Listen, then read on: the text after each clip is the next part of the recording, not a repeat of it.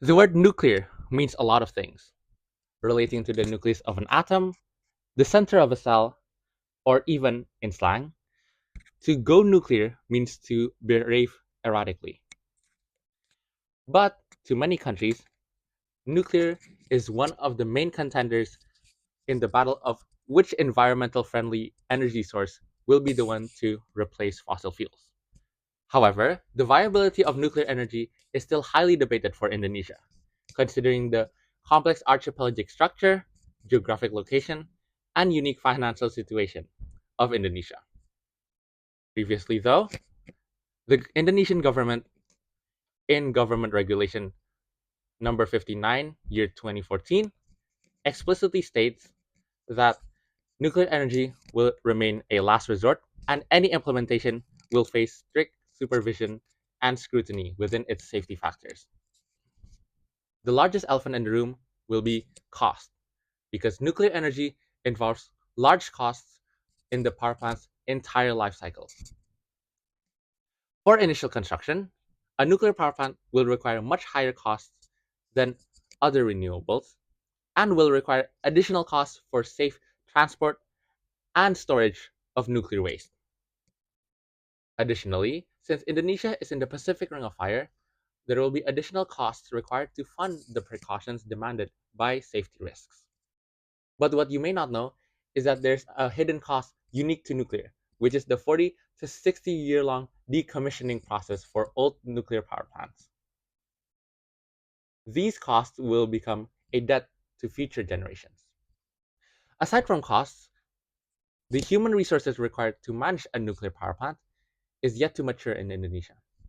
Nuclear engineering is a new field in Indonesia, leading to a lack of experienced engineers and safety technicians, while training a new fleet will require extra time, which will further delay the benefits of nuclear energy. Moreover, nuclear energy still raises many safety concerns. Improper disposal of hot cooling water can further heat up Indonesia's already warm tropical waters, leading to coral bleaching and habitat destruction. More controversially, though, past accidents do raise questions regarding the safety of nuclear energy.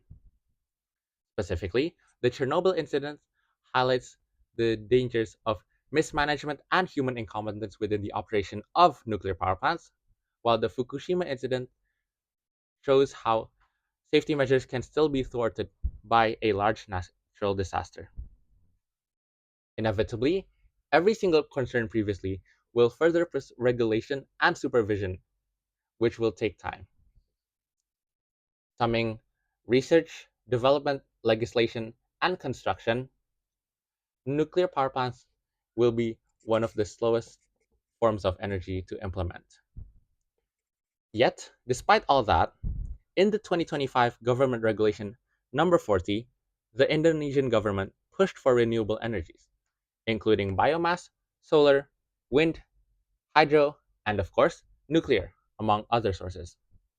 Further supporting this shift in sentiment, on October 2025, during the Nuclear Regulatory Agency executive meeting, Deputy Minister of Energy and Minerals, Yulai Tanjung, explicitly states that nuclear will no longer be a last resort and will become an integral part of this country's energy plan. Do not let its drawbacks undermine the fact that nuclear energy does solve many energy generation problems faced by Indonesia.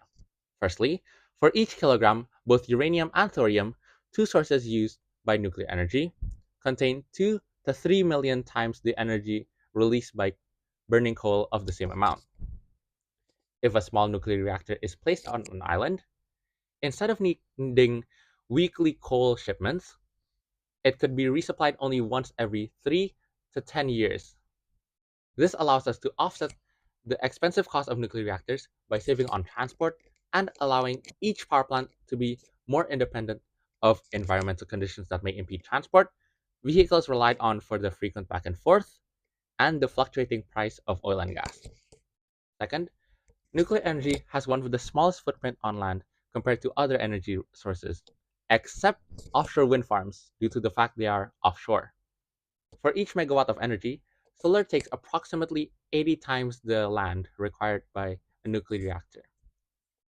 And although biomass reactors are approximately the same size, the fields required to grow the plants that fuel them are much larger. Third, nuclear energy is consistent, a trait lacked by solar and wind farms. Due to fluctuations in wind speed and sky clarity, solar and wind usually require batteries to ensure consistent output during night and day. Lastly, nuclear energy's environmental impact is much smaller. Biomass and biogas inherit the same issues as coal or gas power plants, as they still pollute the surrounding environment and create ash as they burn. Hydropower involves dams in rivers which affect water flow, disrupt the water cycle, and change local habitats.